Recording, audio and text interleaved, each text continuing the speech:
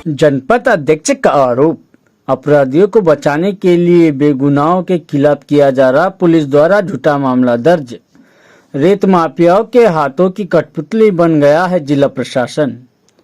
जनपद पंचायत खैरलांजी की अध्यक्ष आशु गुनाराम बघेले और जनपद पंचायत सदस्य द्वारा गुरुवार 24 जुलाई को प्रेस कॉन्फ्रेंस आयोजित कर पुलिस प्रशासन पर रेत माफियाओं के इशारे पर कार्य करने का आरोप लगाया गया है।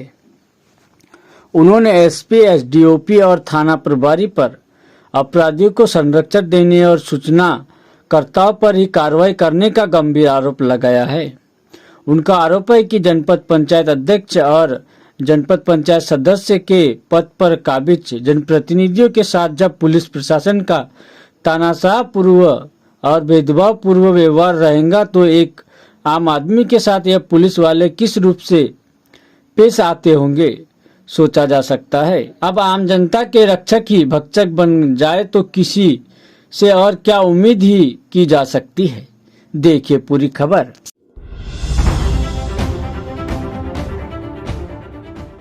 मैडम, आज आपके द्वारा प्रेस वार्ता आयोजित की गई है, क्या है मामला? सबसे पहले मैं अपना परिचय देना चाहती हूँ। मेरा नाम आशु गुनाराम बघेले है। मैं जनपद पंचायत की अध्यक्ष हूँ खैरलांजी से, ज़िला बालाघाट की। मामला ये है कि मुझे हमारी पूजा नकपुरे जी भी है साथ में, ये बीडीसी सदस्य है। इनका मुझे फ़ोन आया था कि चिचोली घाट में अवैध उत्खनन हो रहा है। इसके मामले पे आप मैडम आइए, जांच कीजिए, क्योंकि इसके पहले भी मैं भोरगढ़ में 13 जून को गई थी। वहाँ पर भी उत्खनन हो रहा था सारी चीज़ों का, वहाँ पर भी कार्रवाई हुई है। वहाँ पर भी सारे अधिकारी आए थे, उन्होंने कार्रवाई किए है। पर उसके बावजूद भी मुझे नहीं लगता कि वहाँ पर लीगल कोई कार्रवाई हुई है। हमारे सामने लीगल हुई है, लेकिन उसके बाद वो सारी चीज़ें समझ में नहीं आई कि क्या हुआ, क्योंकि जो डंपर और जो पोकलैंड मशीन पकड़ी गई थी सेकेंड डे, वो वहाँ चल रही थी। कहाँ पर? भोरगढ़ घाट पे। उसके बाद मुझे 11 तारीख को फ़ोन आया दिन में पूजा जी का कि मैडम ऐसा ऐसा हो रहा है यहाँ पर, आप आइए, आप चेक कीजिए। और मैं आपको ये बता देना चाहती हूँ कि प्रशासन ने मुझे गाड़ी दिया है, प्रशासन की तरफ से मुझे गाड़ी मिली है। और वो गाड़ी मुझे घर में रखने के लिए नहीं दिया है, मुझे डीजल और गाड़ी का पैसा मिलता है। और जो जनप्रतिनिधि होती है उनकी कोई 9 to 5 वाली कोई ड्यूटी नहीं होती, उनकी 24 आवर्स की ड्यूटी रहती है। जब भी जनता को ज़रूरत पड़ेगी तो उनको आना पड़ेगा और उनके लिए सुख दुख में शामिल होना पड़ेगा। जब मैं देखने गई वहाँ पर, उसके पहले मैंने मॉर्निंग में, मतलब दोपहर के टाइम पे माइनिंग ऑफिसर को फ़ोन लगाई, गढ़पाल जी, ये आरटीओ ऑफिसर गढ़पाल जी को फ़ोन लगाई, माइनिंग ऑफिसर खातेकर जी को फ़ोन लगाई, थाना प्रभारी को फ़ोन लगाई कि ऐसा ऐसा यहाँ चल रहा है। तो माइनिंग वालों ने बोले नहीं, 30 जून तक ही टाइम था, इसके बाद इनको टाइम नहीं है, ऐसा कुछ हो नहीं रहा है मैडम वहाँ पर। तो मैंने बोली सर आप वहाँ पर आइए, मैं आपको वहाँ पर पकड़ के बताऊँगी, आपको हमारी हेल्प करना पड़ेगा। यही चीज़ मैंने टीआई सर को भी बोली, उन्होंने भी आश्वासन दिए ठीक है मैडम आप रात में कभी भी। मैंने बोली उन्हें ये चीज़ बोली कि मैं रात में कभी 11 बजे भी जा सकती हूँ, 1 बजे भी जा सकती हूँ, 2 बजे भी जा सकती हूँ, क्योंकि ये काम सिर्फ रात में चोरियाँ हो रही है, दिन में कोई चोरी नहीं कर रहा है। तो उन्होंने बोले ठीक है हम आ जाएंगे। लेकिन वहाँ मैं गई जब, तो ये सब चीज़ें हो रही थी। वहाँ पर शिव मंगल सोनी था, वहाँ पर नरेंद्र राजपूत और रवि मेश्राम, ये लोग थे वहाँ पर। मैं इनसे जब बात करी कि ये क्या चीज़ हो रही है, तो पहले तो अच्छे से बात किए, उसके बाद बोले आप यहाँ आए क्यों, किसने आपको परमिशन दी आने की, ऐसा वैसा। फिर जब मैंने उनसे बात करी कि भाई आपको, वो बोले हमें 15 दिन का और समय दिया गया है। मैं बोली ये तो गलत है। तो बोले 15 दिन का और समय दिया गया है। मैं बोली 15 दिन का नहीं, आपको समय 30 जून तक ही समय था। ये चीज़ें मेरे पास वीडियो में भी रिकॉर्ड है। जब मैं उनसे बात कर रही हूँ, मेरे हस्बैंड वहाँ थे, पूजा नकपुरे जी थी, इनके हस्बैंड थे, हम लोग सब साथ में वहाँ बात कर रहे। जब मैं इन्होंने देखे कि मान नहीं रहे, आप जाइए जाइए उन्होंने करे हमें, हम वहाँ से नहीं हटे। मैंने बोली मैं अभी ऑफिसरों को फ़ोन लगा रही, मैंने वहाँ से माइनिंग ऑफिसर को फ़ोन लगाई, मैंने वहाँ से अधिकारी जो थे गढ़पाल जी उनको भी फ़ोन लगाई, आरटीओ ऑफिसर, पर इन लोगों ने फ़ोन रिसीव नहीं किए। जब ये मेरे साथ झगड़ा करने लगे, विवाद करने लगे, मेरे ऊपर डंपर चढ़ाया गया, मेरे साथ मतलब छेड़छाड़ की गई, मेरे को इधर उधर हाथ लगाया गया। जब मैं डंपर की चाबी छीनने गई तो यहाँ ये 3 लोगों ने मुझे घेर लिए और घेर के मेरे साथ मतलब दुर्व्यवहार करने लगे। और जब मैंने इसका विरोध करी तो इन लोगों ने डंडे वंडे निकाल लिए, हम यही मार के आपको गाड़ देंगे, बोले आप यहाँ से अगर जाते नहीं हो तो। ये चीज़ें मेरे साथ वहाँ होने लगी। तब मैंने टीआई सर को वहीं से फ़ोन लगाई, टीआई सर कंटिन्यू मेरे कांटेक्ट में थे, उनका फ़ोन चालू था, ये भी वो बात सुन रहे थे इन्होंने एक्सेप्ट की है टीआई सर ने कि मैं सुन रहा था आपकी बातें। मेरे को तो ये भी नहीं मालूम था उस टाइम पे सब चीज़ें हो रही थी, तो मेरा दिमाग काम करना बंद कर दिया था कि ये क्या हो रहा है, ये लोग मेरे साथ ऐसा व्यवहार क्यों कर रहे हैं करके। लेकिन टीआई सर ने मुझे ये चीज़ बताया कि मैडम आपका फ़ोन चालू था, आप मेरे से बात कर रहे थे, मैं सब चीज़ें सुन रहा था। तो मैंने जब सर को बोली कि आपने भेज क्यों नहीं रहे, सर मुझे 1.5 घंटे तक के बोलते रहे टीआई सर कि नहीं मैं भेज रहा हूँ, मैं भेज रहा हूँ, दल भेज रहा हूँ। दल निकल गया, लेकिन वहाँ कोई स्पॉट पे कोई भी नहीं पहुँचा। उसके बाद जब हम देखे कि 1.5 घंटा हो गया ये सब चीज़ें डंपर चढ़ा रहे, मेरे हस्बैंड ने मुझे पकड़ के खींचे, हट जा बोले, जाने दे उनको डंपर, अपने पास वीडियोज़ है, सारी चीज़ें हैं, हट जाओ ये चढ़ा देंगे, इनका कोई भरोसा नहीं है। क्योंकि वो पावड़े वगैरह भी लेकर आ गए थे, लट लेकर आ गए थे मारने के लिए। तो मेरे हस्बैंड ने मुझे पकड़ के साइड में करे। पूजा दीदी भी थे, इनके भी हस्बैंड बोले ठीक है दीदी आप साइड में हो जाओ। हम लोग साइड में हुए, इन लोगों ने डंपर लेके भाग गए। उसकी भी वीडियोज़ है मेरे पास सारी चीज़ों की। उसके बाद मैं 11 तारीख को यहाँ पर आई पुलिस स्टेशन में रात में, और जब मैं यहाँ पर आई मैंने सूचना दी, लिख के दी कि भाई ऐसा ऐसा हुआ है। तो इन लोगों ने ठीक है बोले मैडम आप जाइए हम कार्रवाई करेंगे। लेकिन उसके बावजूद भी मैंने दूसरे दिन भी एसपी सर के पास, कलेक्टर सर के पास और आईजी सर के पास भी मैंने आवेदन दी कि ऐसा ऐसा हमारे साथ हुआ है। तो उसके बाद वहाँ से भी कोई रिस्पांस मुझे नहीं मिला। 17 तारीख में डेली कहीं ना कहीं मैं अर्जी लगाई रही थी। लेकिन 17 तारीख को मुझे पुलिस स्टेशन से फ़ोन आया कि मैडम आपकी FIR लिखी जा रही है, आप आइए। मैं वहाँ गई, उन्होंने मुझे 6:30 बजे फ़ोन किया, मैं 6:30 बजे पुलिस स्टेशन में गई। एक और गवाह था जो हमारे साथ, एक लेडीज़ थी मेरे गांव की, उसको भी लेके गई। इनका एक दिन पहले गवाही नहीं, पहले किसका गवाही हुई, जो वहाँ पर गवाह थे उनकी गवाही ली, मेरी कोई गवाही पहले नहीं हुई। 16 तारीख को इनकी हुई, उसके बाद मुझे बुलाया गया। ऐसा होता है कि अब पहले जो अर्जीदार है उसकी क्या कहते हैं आप गवाह नहीं ले रहे, पहले जो गवाह है उनका गवाह लिए, स्टेटमेंट उनका लिए। उसके बाद मुझे बुलाया गया और मुझे बोला गया कि मैडम आप बैठिए। 6:30 बजे से मुझे 12:30 बजे तक के बिठाया गया। और जो SDOP है अभिषेक चौधरी, वो भी आए वहाँ पर और मेरे ऊपर प्रेशर बनाने लगे, मैडम हम आपको कॉपरेट करेंगे, आप हमें कॉपरेट करना, ये चीज़ों के लिए बोलने लगे सारी चीज़ें। और जो FIR मेरा बयान लिया गया 12:30 बजे तक के मुझे बिठा के पुलिस स्टेशन में, वो लेडी को हम दोनों को रात तक के हो गई। तब मैंने अपने हस्बैंड को फ़ोन करके बुलाई कि इन्होंने अभी तक के बिठा के रखे और ये कुछ बातें कर रहे हैं मेरे साथ, कुछ अश्लील बातें भी कर रहा था अभिषेक चौधरी। वो ये बोल रहा था कि मैडम आपको मेडिकल कराने जाना पड़ेगा। मैं बोली आप 7 दिन बाद मेरा मेडिकल कराने के लिए बोल रहे हैं, और भी आधी रात को, आप मुझे दिन में बुला सकते थे, मैं जाती, और 7 दिन बाद आपको क्या प्रूफ मिलेगा? जो खरोच लगी थी, जो मुझे मार लगे थे, वो तो 7 दिन में ठीक हो गए हैं। तो बोले मैडम ऐसा नहीं है, बोले एक आपको लेडी की बात बताता हूँ, एक किसी से प्रेम हो गया था उसका, बोले, और वो 6 महीने तक के उसके साथ रही, बोले संबंध रहा, ये रहा वह, मतलब अश्लील बातें मेरे साथ करने लगा। उसके बाद वो 6 महीने बाद आइए, मेरे को दूसरे दिन मैं मॉर्निंग में आऊँगी। उन्होंने बोले ठीक है हम आपको फ़ोन करते, लेकिन उन्हें मुझे कोई फ़ोन नहीं करे और मुझे डराने धमकाने लगे।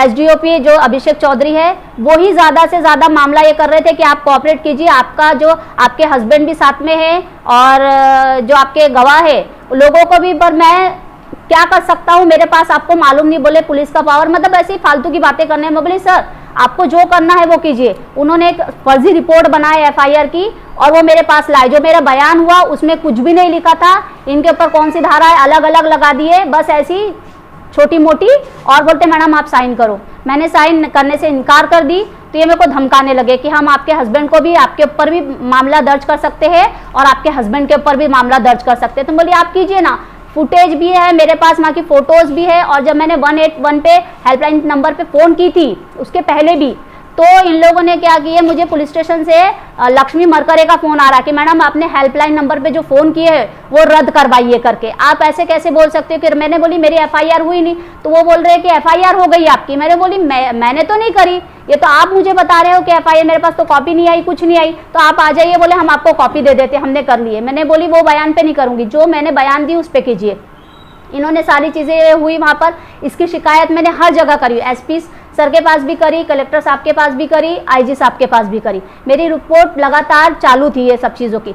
अब इन्होंने क्या करे, इन्होंने देखे कि ये फंस रहे हैं सारी चीज़ों में, इन्होंने लूटपाट का एक फर्जी मामला बना दिए मेरे हस्बैंड पे और इनके हस्बैंड पे, बंटी नकपुरे जी के ऊपर, कि वो गवाह है, गवाह के ऊपर ही फर्जी मामला बना दिए कि डंपर को लूटा गया, ड्राइवर को मारा गया, उनसे 6,000 रुपये छीने गए और उनका डंपर डंगोरिया में पकड़ा गया। जबकि वही समय पे मेरे हस्बैंड और नकपुरे जी मेरे साथ थे। हम लोगों की फ़ोटो भी है और वीडियोस भी है पूरी कि हम लोग साथ में खड़े उनसे बात कर रहे। तो एक ही समय पे 2 आदमी कहाँ रह सकता है, ये बताइए, 2 जगह कैसे रह सकता है। मैडम इसमें पुलिस की जो स्थिति है वो किस प्रकार से देख रहे हैं आप? पुलिस की पूरा प्रशासन भैया इसमें मिला हुआ है। ये सारी चीज़ें आप ये बताइए कि एक मैं पद पे हूँ और ऊंचे पद पे हूँ, तो ये मेरे साथ हो रहा है, तो आम जनता के साथ क्या नहीं होता होगा। आम जनता की तो पहुँच ही नहीं है कहीं तक के जाने तक के कि वो जाए, उनके ऊपर अगर ये चीज़ें होती है तो। बोलिए। जैसे पिछले रिपोर्ट पे जैसे आप लोग की शिकायत के आधार पर जो मामला पंजीबद्ध हुआ था हाँ। रेत माफिया के विरुद्ध, अभी उन्हीं आरोपियों के शिकायत पर आप लोगों के ऊपर मामला जो दर्ज हुआ है, आप इसको किस नज़र से देखना चाहेंगे? ये हमको सिर्फ कॉम्प्रोमाइज़ के लिए बोल रहे हैं। इन्होंने हमें पैसा का भी ऑफर दिया, पहले हम पैसे से नहीं बिके तो इन्होंने डराए धमकाए, हमको जान से मारने की धमकी भी दी गई। इसलिए हमने पुलिस प्रोटेक्शन भी मांगे थे, आईजी सर के पास भी दिए थे और कलेक्टर साहब के पास और एसपी सर के पास कि हमें, लेकिन वहाँ से कोई हमें हेल्प नहीं मिली।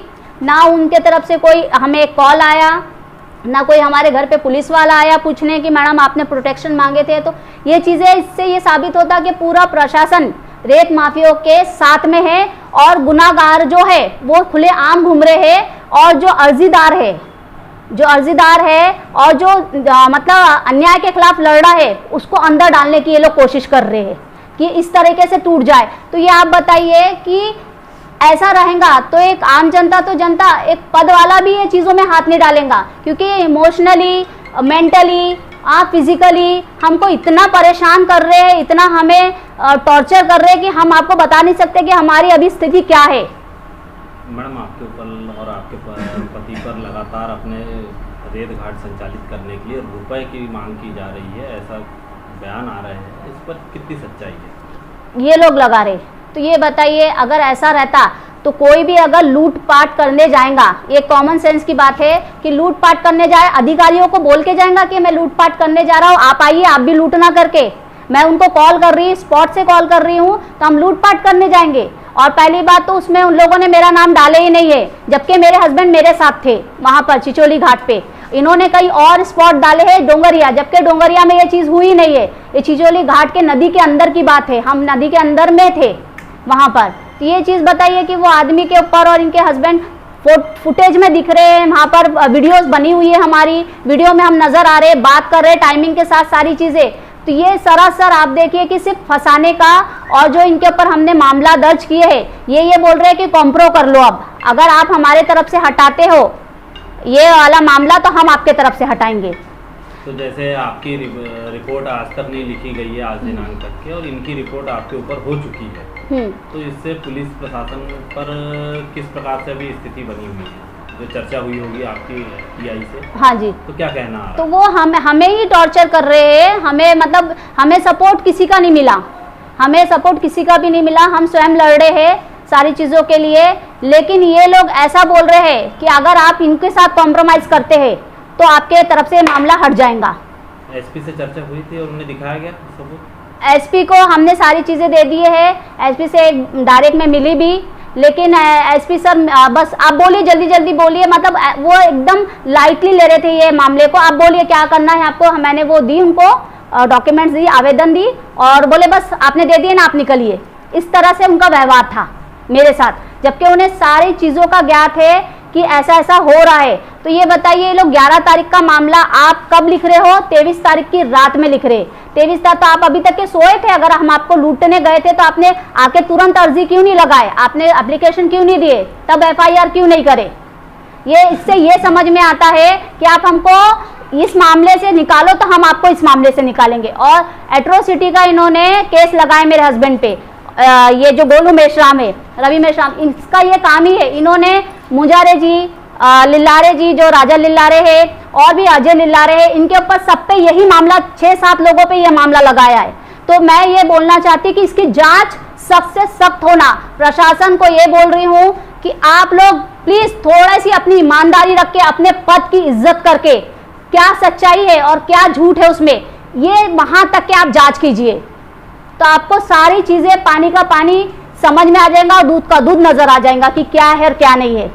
और एक ये भी बात बोलना चाहती हूँ, ये मामला तो अभी इन्होंने उठा दिए क्योंकि मेरा मामला दबाना चाहते हैं कि एक महिला के ऊपर जो अत्याचार हुआ है, महिला के ऊपर ये चीज कर रहे हैं, तो वो दबाना चाहते हैं ये मामला उठा के कि हम ये केस कर देंगे तो ये हाईलाइट हो जाएंगे, और जो महिला के साथ छेड़छाड़ की गई है, महिला के साथ एक मतलब जनप्रतिनिधि के साथ, तो ये मामला दब जाए, लोग इससे अलग हट जाए, इससे नजर हट जाए और ये चीजें आगे आए। महिला के साथ अभद्रता का मामला में अभी जांच कहां तक पहुंची? कुछ भी नहीं हुई है, कुछ भी नहीं, FIR इन्होंने करे नहीं है, उसमें कुछ भी कोई धाराएं नहीं लगाई हुई है, कुछ भी नहीं, जबकि मेरे गवाहों की भी गवाह ले लिए उन्होंने, उसके बावजूद भी इन्होंने कोई केस नहीं बनाया। मतलब अभी जो अपराधी है वो खुलेआम घूम रहे। अगर जल्द इसमें आपको न्याय नहीं मिलता तो हम उच्च तक के जाएंगे, हम ऊपर तक के जाएंगे।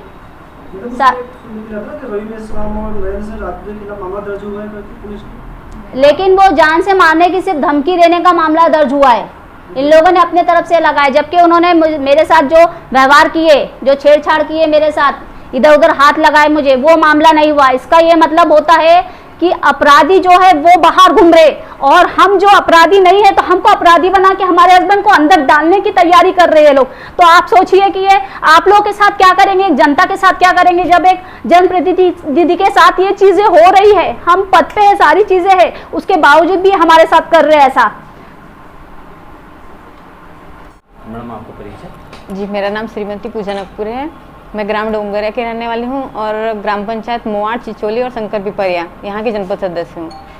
आपके पति पर अपराध दर्ज हो गया है लूट के संबंध में। जी, तो ये इस जो मामला बना है इस पर क्या कहना चाहेंगे? जी, ये मामला 11 तारीख से स्टार्ट हुआ, जब हमने आंसू दीदी के साथ रात में 10 बजे घाट पे गए थे और 11:30 बजे तक वहाँ रहे। दीदी ने लगभग सभी लोगों को फ़ोन लगाया तो कोई आया नहीं, ना पुलिस बल आया और ना कोई आया। फिर हम लोग मतलब उन लोगों ने जान से मारने की धमकी दी, दीदी के साथ गलत व्यवहार किए। फिर वहाँ से हम लोग निकले और उसके बाद 2-3 दिन तक वो लोग चुप रहे। फिर उसके बाद हमको थाने में बुलाया उनने कि आप लोग आओ और गवाह दो करके। तो हम लोग गवाह के लिए, जैसे ही हमको फ़ोन आया TI सरकार की गवाह के लिए आपको आना है या हम घर आ रहे करके, तो तब से लगभग गोलू मेसराम के मेरे हस्बैंड को, मेरा नंबर नहीं है उसके पास, पर मेरे हस्बैंड को कम से कम 50 कॉल्स आए। इन्होंने कॉल रिसीव नहीं किए और सिर्फ एक बार थोड़ा सा कॉल रिसीव किया तो उन्होंने कहा कि आप अपने गवाह में कुछ मत बोलना, सिर्फ हम साथ में थे इतना बोलना, क्योंकि आप वहाँ दिख रहे हो, और अगर ऐसा नहीं बोलोगे तो मैं तुम पे ऐसा आरोप लगाऊंगा, कभी जिंदगी जेल से नहीं निकल सकोगे। और ये मामला वहीं से स्टार्ट हुआ। फिर लेकिन हम लोगों ने उनकी धमकी से डरे नहीं, और मैंने और मेरे हस्बैंड योगेश नकपुरे, हम दोनों लोगों ने उनके विरुद्ध दीदी के तरफ से गवाह दिए। तो उसी बात को वो लोग कंप्रोमाइज़ करने के लिए मेरे हस्बैंड पे, योगेश नकपुरे पे और दीदी के हस्बैंड गुनाराम भैया जी पे ये आरोप लगा रहे हैं कि हम लोग मतलब इन पे गलत आरोप लगाएंगे तो ये दब के हमारे साथ कंप्रोमाइज़ करेंगे और अपना बयान बदल देंगे। पुलिस की स्थिति पर क्या देख रहे हैं आप? पुलिस की स्थिति तो शून्य से भी शून्य है, क्योंकि जब हम लोग के साथ ये स्थिति है तो मुझे नहीं लगता कि आम जनता के साथ आम जनता कोई भी काम ये लोग करते होंगे। सिर्फ ये लोग घाट वालों के चमचे और घाट वालों की तरफ से काम करते हैं। रेत घाट पर जब गए थे जी, तो उन्होंने जो कहा कि भाई हमको 15 दिन के लिए अतिरिक्त समय दिया गया है रेत का खनन करने के लिए। तो जैसे उन्होंने बोला कि भी 15 दिन का हमको अतिरिक्त समय दिया गया, तो क्या आप लोगों ने माइनिंग विभाग से इस चीज़ की जानकारी ली कि इनको अतिरिक्त समय क्यों दिया गया है? जी, दीदी ने पहले पूछ लिया था उनसे, तो उन्होंने कहा था कि नहीं, जुलाई में कोई आदेश नहीं होता, 30 जून तक ही पूरा काम फिनिश कर लिया जाता रेत घाट का। और जब हम वहाँ गए तो वहाँ सफाई नहीं चल रही थी, बल्कि 4 डंपर और 2 मशीनें थे जिनमें डायरेक्ट रेत भरी जा रही थी और वो बाहर भिजाई जा रही थी। खनन से संबंधित कि आपने किस आधार पर इनको 15 दिनों के लिए और अवधि बढ़ा करके दिए? नहीं, उन्होंने साफ मना कर दिए थे कि बोले 30 जून तक ही था, उसके बाद उनका ये आदेश नहीं था उत्खनन का।